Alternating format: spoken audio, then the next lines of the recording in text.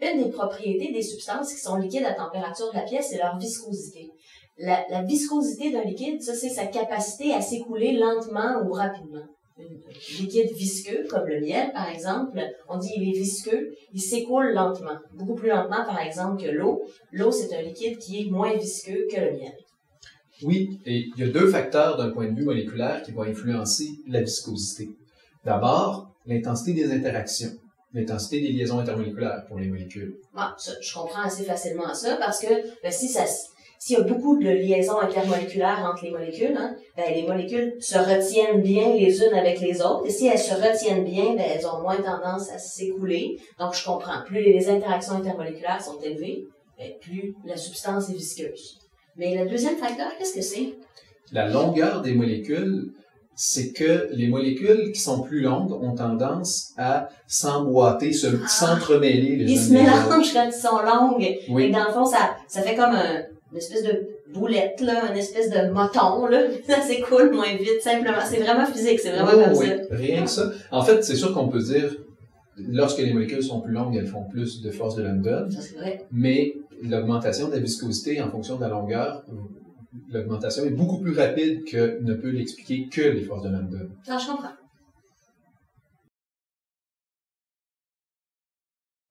Une autre propriété des liquides, c'est la tension superficielle. Puis la tension superficielle, ça a rapport à la surface d'un liquide. Disons, imaginons, on a un contenant, là, un bécher, par exemple, dans lequel il y a de l'eau. La surface du liquide, si on regardait de très près, on verrait la surface, c'est l'interface, dans le fond, entre l'eau, qui est liquide, et l'air. Là, on n'a pas représenté les molécules d'air, puis on a schématisé les molécules d'eau juste par des boulettes, mais c'est pour comprendre que là, on parle d'un phénomène qui se passe à l'interface entre le liquide et l'air. Oui. Ce qui se produit, c'est que les molécules à la surface sont en contact avec moins d'autres molécules identiques du liquide. On voit qu'il y a moins de molécules. Ouais. Mettons, celle-là est en contact avec celle-là, puis celle-ci, puis celle-là. Alors que celle-là d'en dessous, qui est sous la surface, est en contact avec celle-là, celle-là, celle-là, celle-là. Donc, plus de contacts. Puis, en 3 dimensions, il y aurait encore plus de différences. Et, étant donné que les liaisons intermoléculaires entre les molécules d'eau sont fortes, la surface a tendance à devenir la plus petite possible pour avoir le maximum de molécules qui font le maximum d'interactions. Donc, le moins de surface possible.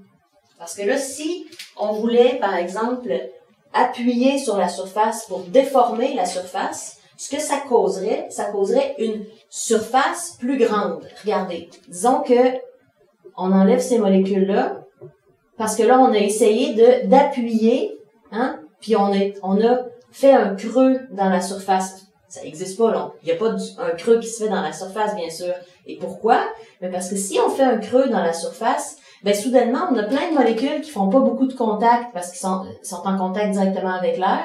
Il y a plein de molécules qui ont moins de contact que s'ils étaient bien enrobés par les autres molécules dans le liquide. Puis là, ça devient plus évident si on enlève plus de molécules, on crée une plus grande aire de surface.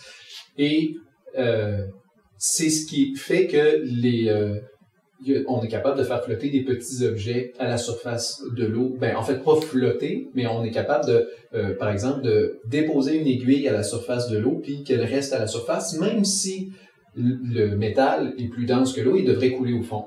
Mais c'est ça, il reste à la surface parce que les liaisons intermoléculaires entre les molécules d'eau qui sont à l'intérieur de l'eau veulent pas se faire briser. Donc, ça fait une tension, et c'est pour ça qu'on appelle ça la tension de surface. Ça empêche la petite aiguille de tomber au fond.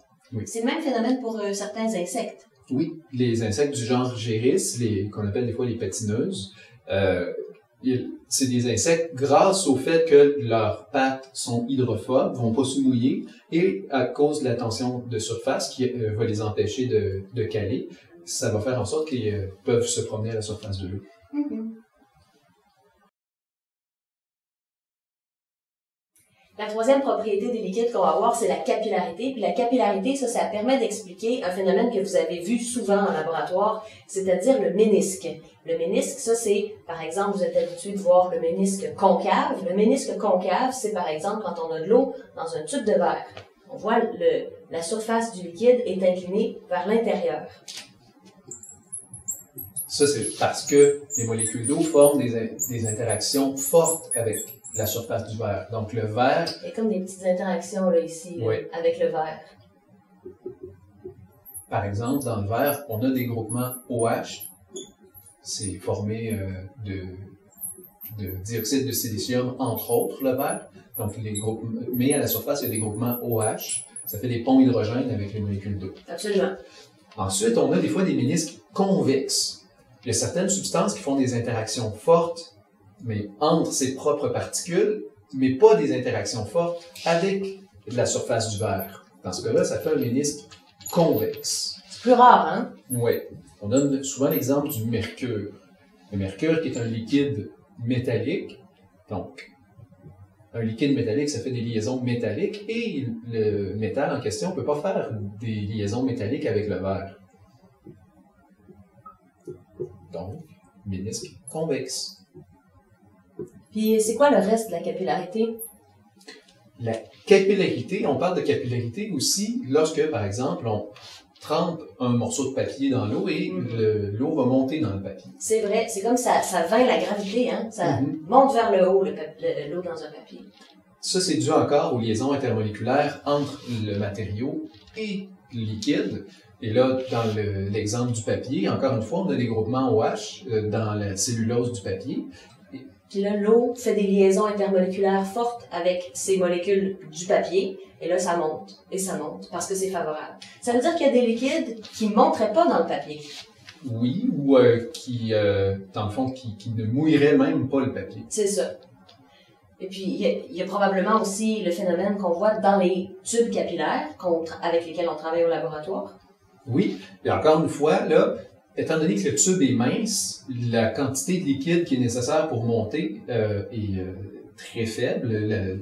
La masse de liquide est très faible. Donc là, les liaisons intermoléculaires peuvent vaincre grandement la gravitation, les forces gravitationnelles. Et là, le liquide peut monter très haut dans le tube par capillarité grâce aux interactions favorables entre le verre et le liquide.